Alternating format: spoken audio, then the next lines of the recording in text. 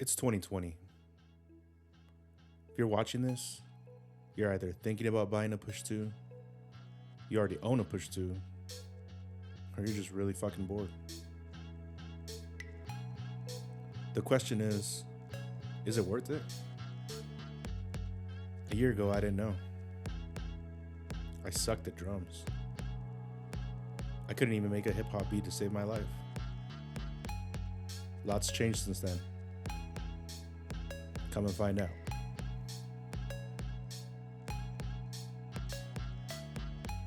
Hey everyone, my name is ColdSpace, and this is my one-year review of the Ableton Push 2.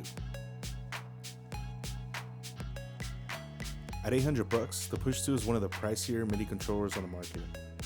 Since it was released in 2015, I wasn't really sure if it was worth the price, but honestly, compared to my MIDI keyboard, the difference is night and day. I have zero piano playing skills, and my knowledge in music theory is super minimal, so I just usually play by ear, and the Push 2 really makes me feel like I know what I'm doing.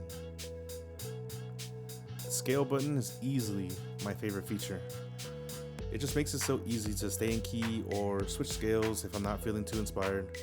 The fact that I can just change to scales that I've never even heard of is really helpful, especially for someone like me who really doesn't know much. Another thing I really love is how simple it is to splice and sample loops.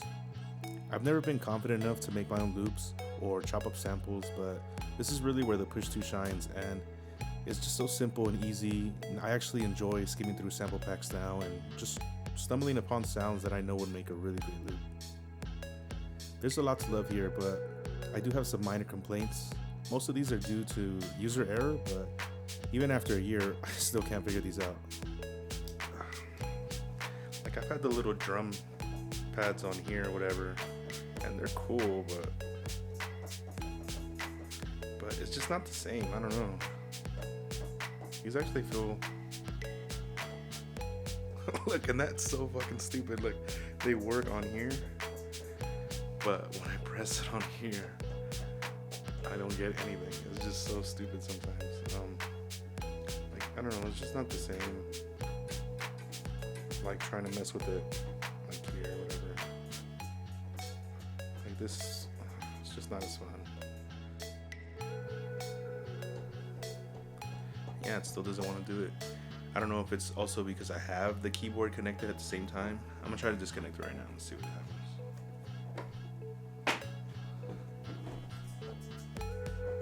Oh yeah, see?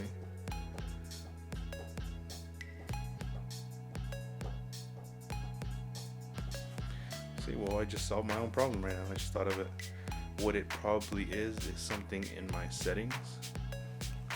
So who is the Push 2 for? I would say anyone that's just trying to switch over to Ableton, or you already own Ableton and you just want something different to spice it up.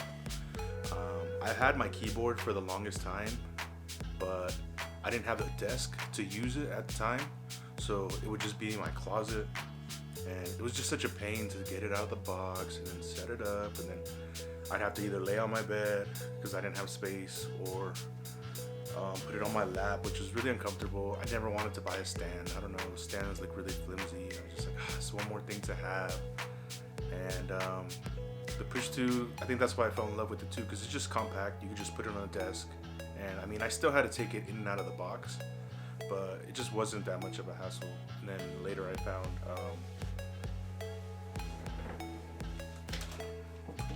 like, you can see it right now. And as a dust cover, I use this thing. Like, it came with this in the box. It's like a styrofoam thing. Honestly, I just put that over it and I just leave it like that. And I think it looks cool too, just because it says Push 2 on it. It's gray, whatever. And then whenever I want to use it, I just set it down, just put it on the side, and I'm ready to go. That's another side tip. I don't know, but if you already own an MPC or a Launchpad or anything else that has, similar features, it might not be for you. I mean, I don't know everything that's out there, but pretty sure everything could do almost the same thing. It is pretty pricey, but right now on Sweetwater, They're running the same deal that I ran into last year, which is Switch. I mean the Switch. I always call it Switch by accident. The Push 2 plus Ableton Suite. Right now we're at 10. I know they just released 11, but the best part is if you buy it right now, for $1,000 you'll get the Push 2, Ableton Live 10, and a free upgrade to 11. So if that's something that interests you, you should really go grab that. It's a really good deal. I think as producers, we all have this fantasy that the next piece of gear we buy or the next VST we buy is just gonna magically make us better. But honestly, making music should be about having fun, keeping the creativity flowing while you're in the zone. You know, you're feeling it. You're like, ooh, yeah, that's the fucking shit right now. That's what the Push 2 does for me. Would I recommend buying the Push 2 in 2020, 2021? Fuck yes. It's been my favorite piece of gear. I know I'm gonna continue to use it for years to come. It's not just gonna sit in my fucking closet and just collect dust, you know, but that's just me. I can't promise you that it's gonna make you a better producer or this or that. It's all on you, man. At least for me, this was the right choice and I'm not looking back. Once again, my name is ColdSpace. Thanks for watching, guys.